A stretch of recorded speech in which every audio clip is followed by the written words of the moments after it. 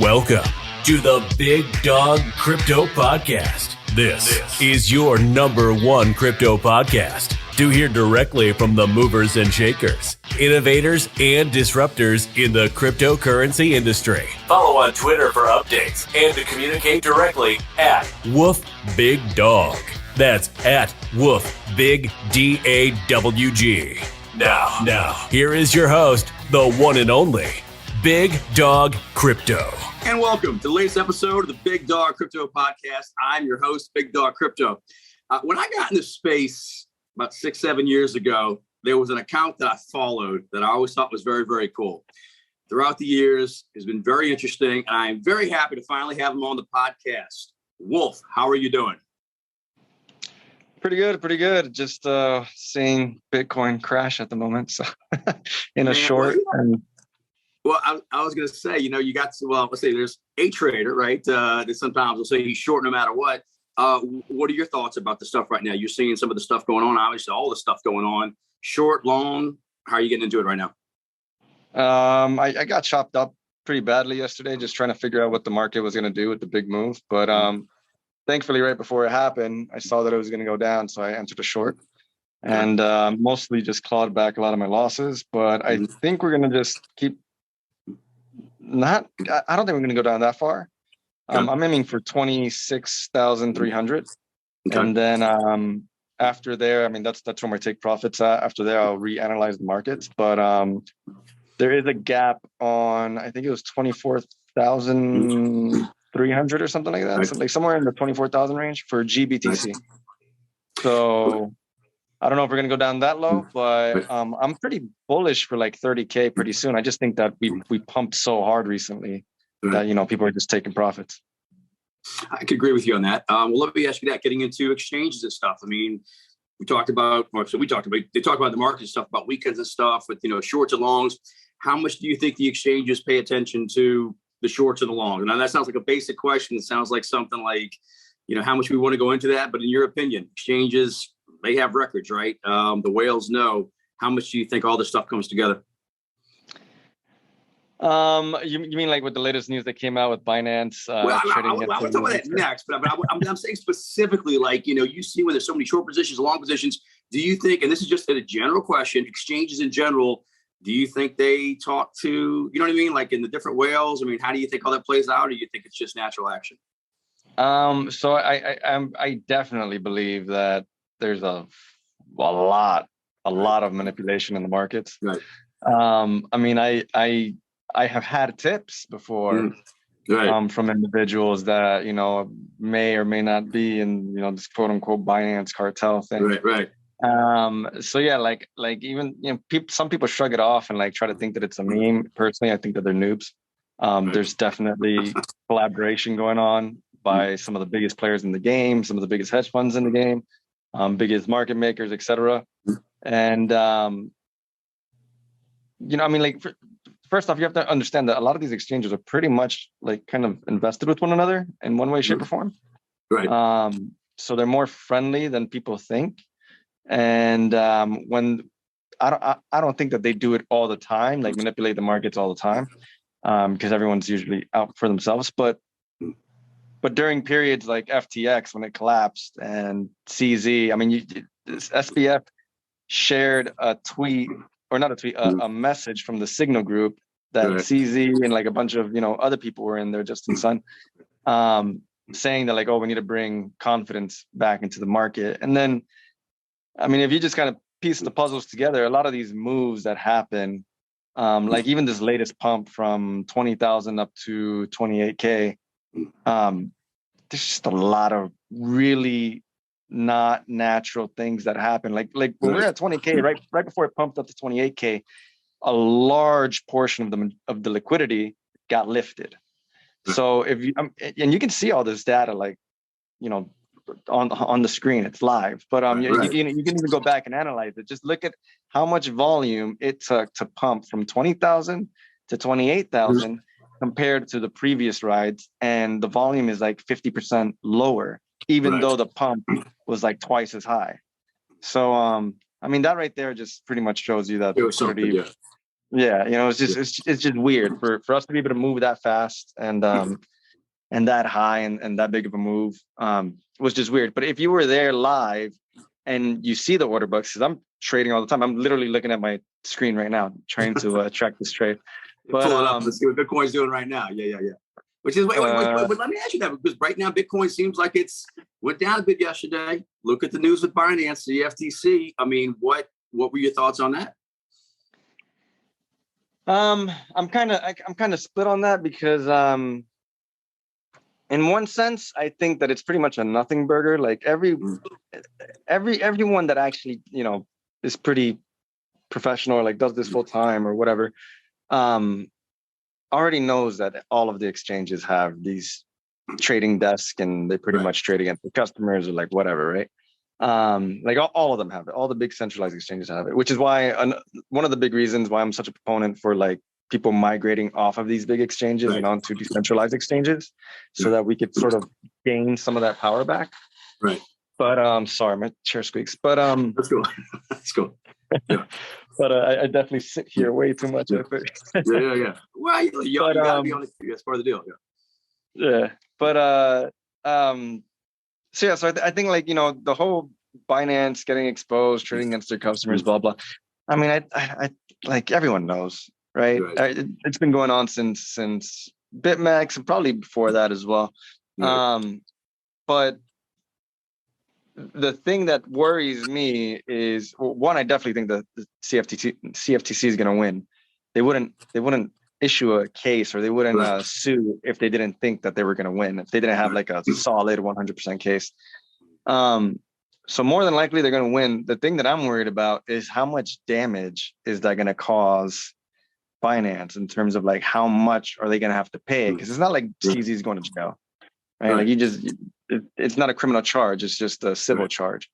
But like, how much is he going to pay? Is it going to be billions of dollars? If it is going to be billions of dollars, they're going to have to extract that somewhere. So usually that means taking profits from the market or whatever in order to pony up this large bill that may be coming up. So if that is the case, then we could potentially see this sell-off extend for longer than we all anticipated. And I'm sure Binance and Binance and cartel, quote unquote, probably already knew of this stuff before yesterday. Right. They probably already saw that they were getting charged and this and that. So they have attorneys. These attorneys talk on high levels. Yeah, there's no doubt. So I mean, they knew that this case was coming over the brewing or something in the background. And then that sort of begs the question: is that why we only pushed up to 28K? Like, are they taking profits right now? Right, because they know what's about to happen. Yeah. Well, exactly. And that's part of the thing when you look at the news in the space. Now, so I'll say this: I was thankful that CZ came on the first podcast. So because of that, I've always been like, I've always appreciated him. And I'm like, look, at this point, because I always say, the most important thing anybody has is their time. You give me your time, I appreciate it. Like you could do something to somebody, but like, you came on a podcast, like I will always support you. I'm like, thank you. You know what I mean? Like, I appreciate it. But with finance in general, like they're very big and stuff. I'm always like, with any exchange, if you don't like it, go somewhere else. There's no doubt that decentralized exchanges very often the way to go. Not your keys, not your coin. But if you look at one thing too, is that you've been in the space a long time, more than most. You know this. I feel like 5 years ago, this would have knocked at 30, 40, 50%. And what are we down? Like what, a few percent from yesterday? And it just seems, do you feel like with the, I'd say the FUD, but it's a legitimate thing, but with any sort of negative news that comes out, China bans, whatever the hell it is, do you feel like it's having less of an impact than it used to? And I mean, like on the short-term price, What do you mean? Well, I'm talking about, like, for instance, like with the whole SBF thing, right? I think when we were on the tear in fall of last year, we actually only, I think, went down about 20%, and then we came back up. And I'm saying, like, yesterday, we're down, 3 or 4%. I just feel like CFTC charging them 5 years ago, Bitcoin would have dropped 30, 40%. I guess what I'm saying is it just feels like now these news events, which are big news events, don't get me wrong, but it's not tanking it as much as it did. You know what I'm saying? Like, what is the reason for that? Or are you seeing that? Or what are your thoughts on that? The CFTC charge isn't really that big of a deal, though. Like I said before, it's a civil case. It's not a criminal case. So it's not like, CZ is out on the run, or you know, I mean, they're gonna have to close up shop. Like they're just gonna get charged a fee, and then the rest, you know, they just go on their dandy way. Like that's probably it. Maybe they have to change some terms. roll and pay it. Yeah. So like, I mean, I thought it was pretty obvious when it came out. Like when it came out, it wasn't something that I was super. And I guess I was like probably one of the first persons to report on it. But I didn't think it was something that was like, oh, panic, right? Like the FTX stuff, that was definitely huge. Like a panic. Yeah. But like the Binance getting charged, I mean, you know, they're doing shady shit. Like that's everyone knew that they're getting charged. Okay, but it's a civil lawsuit. It's not a criminal case or anything like that. So yeah, like I don't think it's that big of a deal, pretty much. But and that's part of the thing is that whether exchange is doing what they do and whatnot, it's still such an unregulated space, right? So I think one of the things what I thought was interesting about the charge was, you know, the CFTC coming out saying, okay, Bitcoin it's a security. I think is that what they said? I think they said it's security, and that's I mean, there's not really been any sort of ruling on that yet. And look, at some point there may be. I think you look at the system here and the way it is, at least in the States. And it's still ambiguous, right? I mean, they're throwing charges here and there, some big, some small, and but you've been in the space a long time. You've seen stuff. When you look at regulatory now, and you see stuff like going back to years ago. I mean, I guess what I'm getting at is based on when you started and now, how do you see it being, you know what I mean, treated differently just by whether it's the media, right? Mainstream media, or whether it's by the regulators, you know what I mean? Like, especially after the FTX thing. And that really put everything on the map, for better or for worse, right? Yeah. For everybody. Oh my gosh. Like, my grandfather says, oh, crypto's going bankrupt. You know what I mean? Like, so, I mean, how do you feel about that now? The FTX stuff definitely sort of blew the lid on everything. And specifically because I think everyone started going after Gary Gensler and the SEC because they were helping a lot of these bad actors, right? Like they let Luna happen, which was an obvious Ponzi, but you know, it's overseas, okay, and it's on DeFi, whatever. Okay, they have a little bit of a past there. Celsius, they don't really have a past there. Like I don't know why the hell they didn't catch that. And then FTX. And the worst is FTX because not only was it the biggest flop, but they were actively working with the SEC, with Gary Gensler specifically, to help create these backdoors for FTX. So it like I mean, that's, to me, that screams like levels of corruption at like the highest point. It is. I mean, that's the one thing. As bad as it was, as much money, like there's no benefit to what SBF did. The money they stole. They stole people's money. There's no benefit there.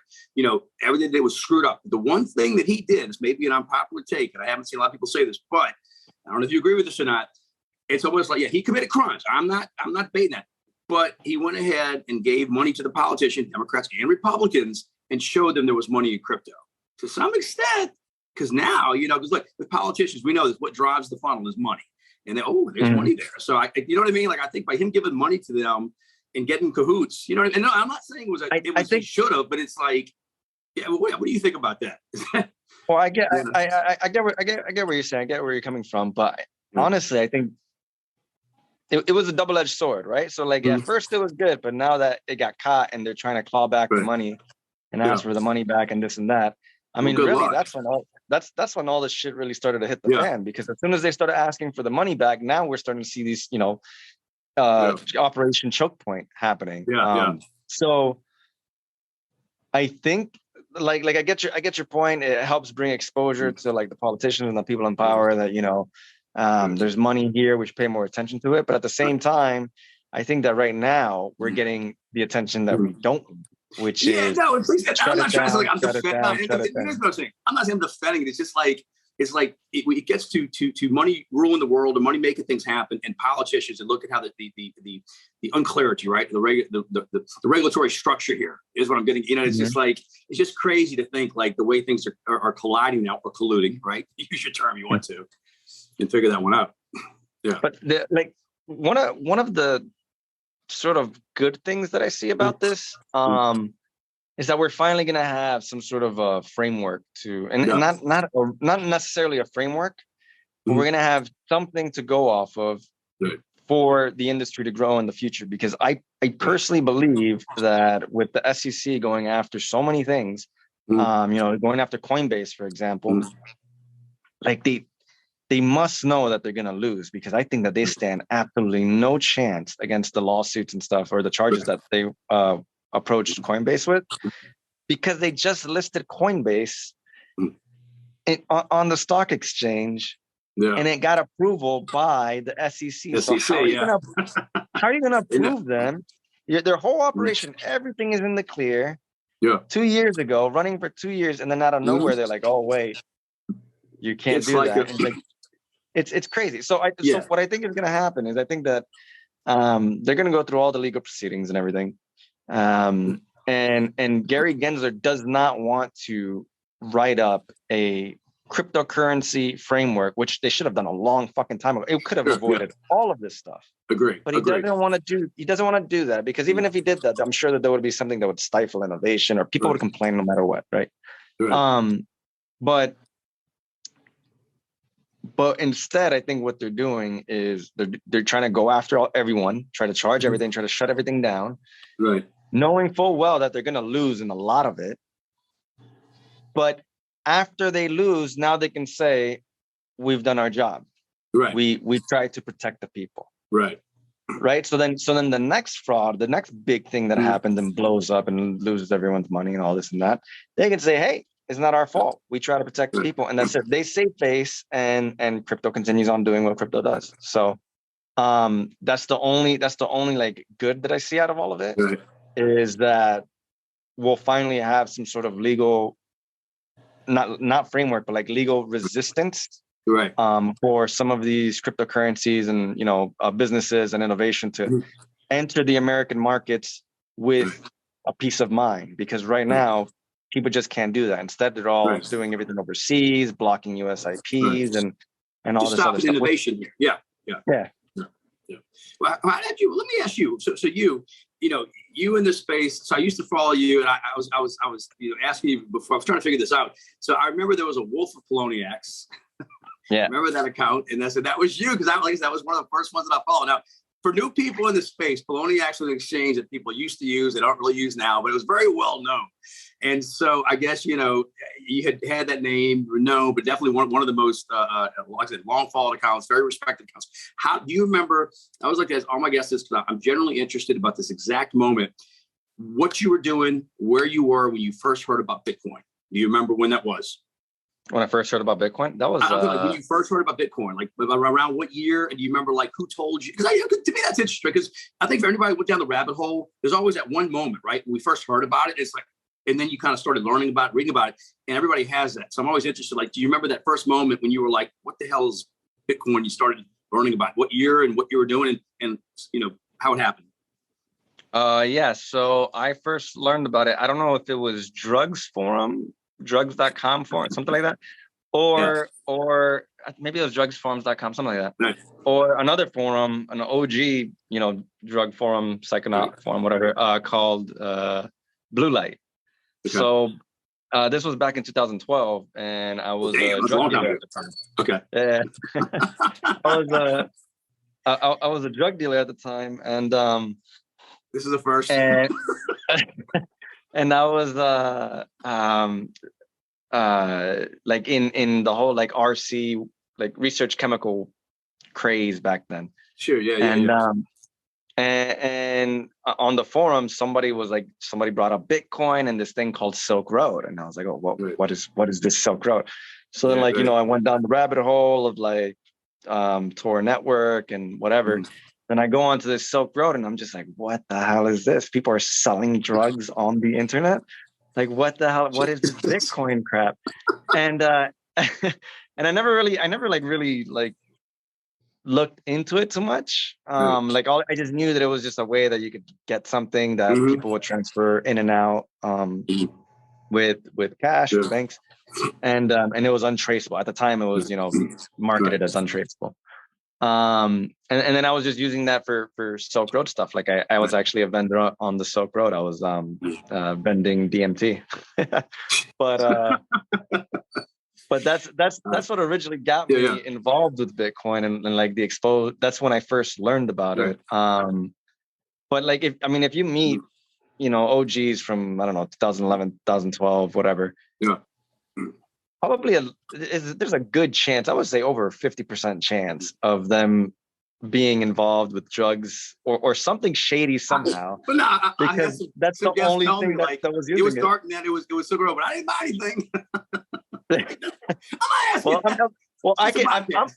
I'm public with like that stuff, and I can say it because cool. I actually got.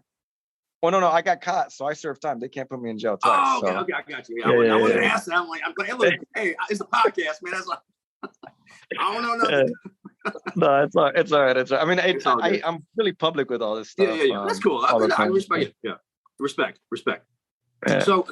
So let me ask. So you're in the space. Like I said, I remember following. I got in the early 17 and started watching stuff. I remember your account really well. But that brings into something too. I look back. I said you were great. There was some other great accounts. But I mean, some of the YouTube videos I watched, some accounts were crap. And whether they were doing this or doing that, and it's just like turned out to be bad. I feel like for new people in the space, and I'm very, very grateful. A lot of new people will watch and listen to podcasts. They will ask me, I'll get messages, hey, how do I learn more? Somebody comes in the space, right? They want to learn about it. They ask you, they say, Wolf, I want to learn about it. Do you recommend Twitter? Do you recommend YouTube? Do you recommend Google? Whatever the hell, right? What are 2 or 3 ways you would advise somebody new in the space to immerse themselves and learn about the stuff? Well, thankfully, there's so much like sources of information now for cryptocurrency, for like learning how to trade, learning about altcoins, tokenomics, whatever the case is. So like depending on whether you're a visual learner, a reading learner, I mean, that's completely up to you. I mean, there's tons of content and material out there. In fact, there's too much because there's some individuals that will try to play themselves off as like some gurus or like knowledgeable individuals, like let's say like Moon Carl, for example. And they're just not. There's no other way to put it. So because there's so much information out there, I think it's more important to actually know your sources of who you're listening to and et cetera, rather than like where you would go. But I get that question asked every day in DMs. So I set up a little Twitter thread with like pretty much a huge collection of all my tips. I usually always just copy and paste that to them. I already got it like bookmarked and everything whenever people ask. And then also I usually send them over to my Discord, because in my Discord there's a educational section. And on there, I mean, there's like a whole collection of educational content from myself, from other people. There's even one of the admins has like a OneDrive on there that everyone can access. And there's like hundreds of pirated crypto and trading and programming books. I mean, it's like the full ebooks. They're all pirated and stored on there. And then, if they're a visual learner, I have I think it's like 9 or 10 hours worth of educational content on my YouTube that I usually refer them to, even though it's really dry and a little bit outdated, some of them. But if people want to check that out, they can check out, my YouTube, my Discord server. To find you on Twitter, I always like to ask PM, but I want to ask a couple of times here because I want to bring up your account. Finding you on Twitter, where? At I'm Not the Wolf. Yeah, look at I'm Not the Wolf. Yeah. And I'm gonna ask you at the end to get to. No, look, and that's the thing is that look, I mean, like I said, I've followed your account for years. It's been really, really good. I tell anybody when you look at somebody's account, look at the body of work, right? Like none of us are perfect in all of the shit we say, but we try our best. But a lot of people, you included, have some really, really good content, and you could see it on, right? You can go back, you could scroll, this guy's, whoever it is, right? Their calls have been pretty good, right? For the most part. So none of us are perfect. We try our best, but yeah, I think you got to look at the whole body of work, and you have some really good stuff on there. So I would advise the audience to check it out. The content you have has been pretty solid. Yeah, definitely. When you get in, like first thing of the day, I mean, you turn on the computer, you check Bitcoin, you check alt, you check markets. What's like the first thing you check when you turn on your computer? Well, I'm sure you're probably already on, right? But what's the first thing you look at? It's always on. Yeah. It's like when I turn my computer's never off. I don't even wait until I get to the computer. I usually have my phone on, and I have my phone set so that the screen doesn't go to sleep. and I have it plugged in on the wall, and it's right next to my pillow when I sleep. So usually when I wake up in the middle of the night, like 3-4 times every night, 5 times sometimes, I just look at the chart really quick. If I'm in a trade, I just look at the chart, see how it's doing, and then I go back to sleep immediately. I only sleep like probably 4 or 5 hours a day for whenever I'm trading. Yeah. Do you leave your Bitcoin trades? You leave them in overnight while you're sleeping? Yeah. Well, it depends. Like if I feel pretty comfortable, like last night I left them on overnight in my short. I was gonna say to go short. Okay. Yeah. Yeah, but if it's something that I'm not comfortable with, then I'll try to close it before I go to sleep, just so I can. Or if I've, just had terrible sleep for like a week, it takes a toll on me. So I'll take profits or whatever the case is, just so I can try to get some real sleep. But yeah, usually I check on the phone before anything. I mean, I do a lot of my work on the phone now, just because I've gotten more used to it. But whenever I need to do like some heavy analysis or some heavy trading, then I'll set up shop at the desk where I'm at right now. Makes sense. And when it comes to Bitcoin and adoption and stuff, is there anything that you want to see personally? You look at the next 5 years and look back right in the past couple where El Salvador, legalized and whatnot, and certain things that have happened. Obviously, it gets to the point now where like people, I feel like they were getting in a few years ago, and a lot of people got in, fall of last year stuff. There's certain things that you'd like to see. It would say for the normies, right? The people that aren't in it, they're still, because look, most people still don't know what it is. Let's call it like it is. Like as much as we all know it in our space of our community, I feel like 9 out of 10 people just know what the hell it is, right? But is there something you want to see, 1 or 2 things 5 years down? And let's go 5 years out that you'd like to see in the space. Well, I think before like the normies and everything even get in, we need more companies to get in, because companies are going to be ahead of the normies, right? So one of the things that I'd like to see, 5 years out or as soon as possible, and it's something that we may be getting already, is like I said, that framework, that legal framework. Because I've been asked, I've been looking for SEC or for the regulators or whatever to provide something for a long time now. Because once we have some sort of framework out, or at least like some sort of line of defense, if a company wants to set up shop and do crypto in the United States, et cetera, then that's when a lot of money starts to roll in, right? If we start getting a lot more of quote unquote the institutional players, the more of the Wall Street players in the game, then we should start seeing a lot more volume. We should start seeing a lot more interest within the whale-ish game. Then afterwards, that's when the companies will be able to adopt it into the retail, into the the normie lifestyle a little bit. So that's something I'm really looking forward to. Whatever the outcome may be with this, well, not whatever, but hopefully a good outcome with the SEC sort of witch hunt that they have going on right now. And another thing I'm actually pretty bullish on is the El Salvador volcano bonds. Okay. So they're setting up a Bitcoin mining operation in one of the volcanoes with like green energy, et cetera, et cetera. And it's going to be bonds, backed and provided by the government and backed by the mining of the volcano. A lot of people like to crack jokes. It's El Salvador. I think they only have like 6 million people. Like, but it's a poor country. Blah blah blah. Yeah, but he's changing it, and even if that may be the case, it's probably one of the safer investments or bets if a large institutional player wants to actually gain access or gain exposure to cryptocurrency. So if we start seeing a lot of people start buying these volcano bonds, then that's going to be a large influx of funds into Bitcoin. So that should pump things up. And who knows if it starts making a lot of money, especially if they do this Bitcoin city and this and that. If it starts doing well, then maybe we'll see another smaller country, pick it up, and then maybe we'll see another one, and then another one, and then another one, until eventually, you can use Bitcoin everywhere, and little by little, that's how the dominoes fall and starts to take over the space. I agree with you on that. I think he's been a pioneer on that. And that's one of the other interesting things is that when you talk about the regulators here, whether it's the president of the United States, or all the people in the Congress and the senators, I think the average age of the politician that are instructing the regulators is like 79 or 80, right? So then you have here, and you see where we are with regulation. And then you've got President in El Salvador, I think he's 37, 38, and, coming in with a much younger, idea about how to do things. And I think you're right. You start with that. You can add other countries on, but there's no doubt that, and as I always say with crypto, it's interesting. I have a relative that's 84 that owns Bitcoin and loves it.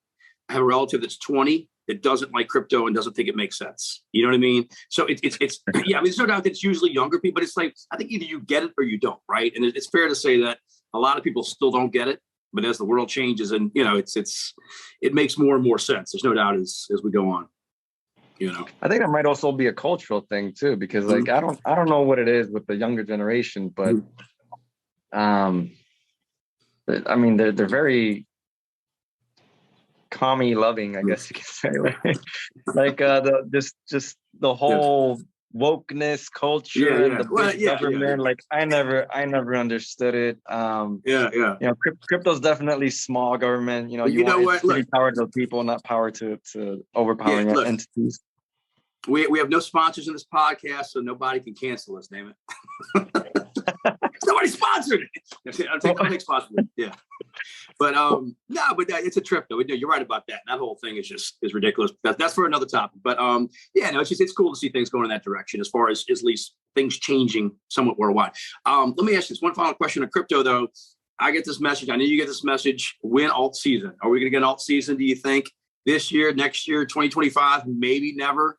The halving's coming up. Do you think that plays into it? Or do you think to tell everybody forget about alt season? I think alt season's closer than everyone thinks. The reason why a lot of market makers and whales and everything has been moving funds away from the altcoins over to Bitcoin is because of the big upgrade that's coming out for Ethereum. So people can sit around and try to find all sorts of ways to call the upgrade unlocks FUD.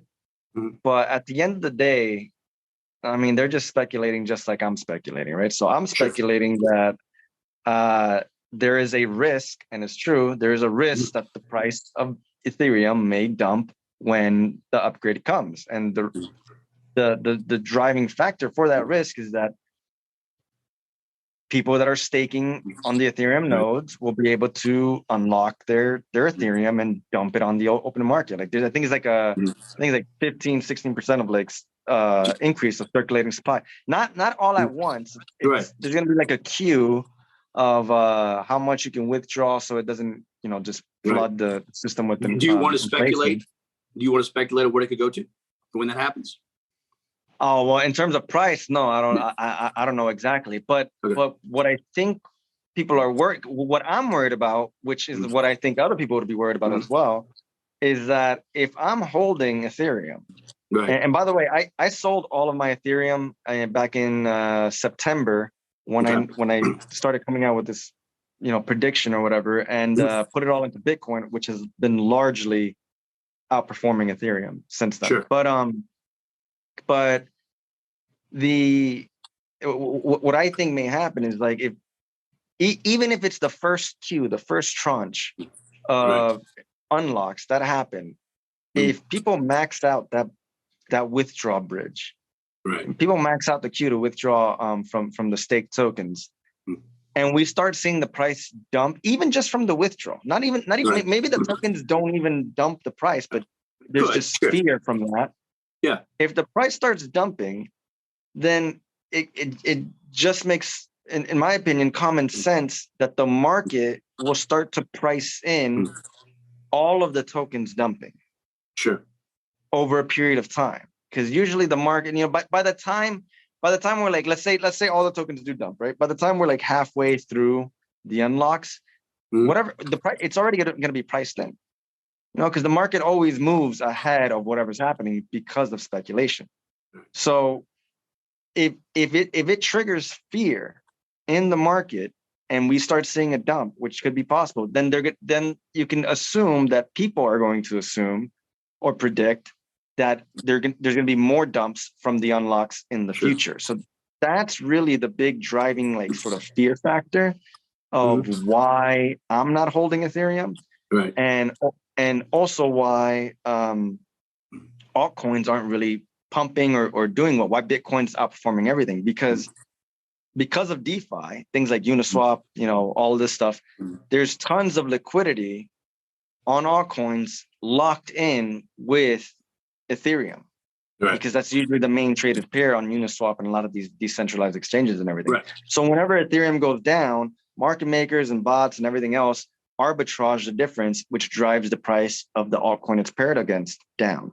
So that's why you're seeing everything start to dump. Even if people are just selling Ethereum, all of the other altcoins are starting to dump as well. And you see them all flooding into Bitcoin because Bitcoin doesn't have that issue at the moment. Right. And if the price of Bitcoin is going up, even if it just started going up a little bit at first, everyone's saying like, oh, Bitcoin's going up. Instead of selling out into cash, let me buy some Bitcoin. And then it just becomes this like, follow the sheep sort of, follow the herd sort of mentality. Well, it's what people do. It's what people do. It is what it is. Yeah. I mean, do you, so with the halving coming up in March of next year, do you want to go into any, because look, some people like to guess. I was like, it's always fun to speculate on price, right? Either we're right or we're wrong. We don't know. But do you want to guesstimate any sort of range, Bitcoin, let's say from the end of 2024, end of 2025, do you think we pass the all-time high? Do we go past that 69? And if so, what range would you put us in? $1 million, 90 days. No, I'm joking. That's fine. Because people out there betting on that too. Yeah, I'm like, that's fine. But I'm not betting you on that. Hell no. That's a very bold bet, but no, I mean, just from using like Fibonacci retracement levels, I believe the level that I was looking at was like 160K or something like that for the next top of the bull market. Yeah. So maybe somewhere around there, I'd be pretty happy with the price going there. No, I can see that. That actually, that the range would make sense. Okay, well, look, a couple of final questions. Plane is flying to pick you up this week. It's going to take you anywhere in the world. What is a country or countries that you would go to in a heartbeat that you've never been to? That I've never been to? Yeah. What about if I haven't been to it when I was... well, no, if there's a country that you really love that you want to go back to, then that's cool too. Let me ask you that. Yeah. Well, no. I haven't been since I was a child. How about that? Okay, to where? Colombia. No, a friend of mine. Yeah, it's supposed to be very cool. Nice. I wanna check it out. I haven't been since I was a little kid, so I don't really remember anything. Okay. But I want to check that out. If not, hey, I kind of want to visit El Salvador. I've never been there. I want to check out what all the hype is about. Yeah, that's a lot of tourism too from the crypto people. Yeah. It's gone up 100%. So I think it'd be cool. Like let's say the whole domino stuff started happening, like what we talked about before, where other countries start adopting this this new wave of technology and blah blah. Right. I mean, how cool would it be to like be on your 80 years old or whatever, and you're telling these youngins, generation whatever. I was there. Yeah. I was there when we first started, using this thing, blah blah. You know what? And by the time you're 80 there, they're like, oh, all we've known is Bitcoin. You know what I mean? Because it's so crazy to think about that. Because to me, like I've I want to see to the point where you go somewhere and it says Visa, MasterCard, well, obviously rather just Bitcoin, I'm saying, but have Bitcoin accepted with the other two. And it makes sense for merchants and everything, but it's like trying to make that happen worldwide. It's like, at what year would we come to where you see, and maybe Visa, MasterCard out of business, who knows, right? But where Bitcoin is accepted everywhere. And I have no idea, but it's like, we're making progress, no doubt about that. But damn, that's going to be cool when that happens. Yeah, that'd be awesome. But I don't even think you'll see Bitcoin accepted here. I think it'll just be MasterCard and Visa, but Visa will integrate Bitcoin in all of their payments. That could happen. Yeah. So that's what I mean from the very beginning when I said, the companies are usually going to come in first before the plebs. Right. And then, they can make money. They're going to do it. Look at all the big banks going to trade. Like you said, JP Morgan, right? You can't go in and open an account to trade. They're going to tell you, it's retail, but you're institutional. Oh, come on in. It's like, it comes down to the money. Yeah, I mean, Jamie Dimon, and I remember in 2017, Jamie Dimon was like, oh, if you own Bitcoin and you're working for JP Morgan, you're fired. And then now they're trading it. They allow it. Yeah. It's crazy. Final question. Food. What's your favorite food? What's one or two of your favorite foods? You're going out to eat. What's your first choice? Food? Is cooking? No, I'm joking.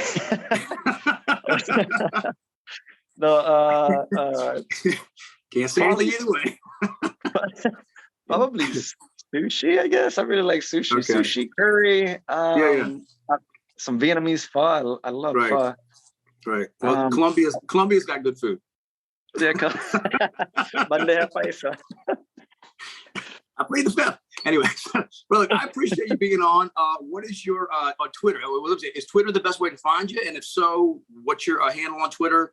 DMs open. How do people contact you? Yeah, DMs open on Twitter. I mean, there's definitely backlogged right now, but pretty much everywhere I am at, I'm not the wolf. So YouTube, I'm not the wolf, even though I don't have that much content on there. I'm trying to grow it up bigger, but I'm just, I don't know. I hate YouTube, look, but yeah. Follow this guy. Like I slid his DMs. I was like, man, please come on the podcast. He agreed to come on. I'm very great. I'm very appreciative. And like I said, I followed his account for years. Been very impressive. So, man, thank you, Wolf, for coming on the podcast. It's an honor to have you on, brother. Thank you. Appreciate it, man. Appreciate it. Thank you. Cool. The latest episode of the Big Dawg Crypto Podcast. You've been listening to the Big Dawg Crypto Podcast. Follow on Twitter at WoofBigDawg. Woof, big DAWG. And run faster than the competition. Woof, woof.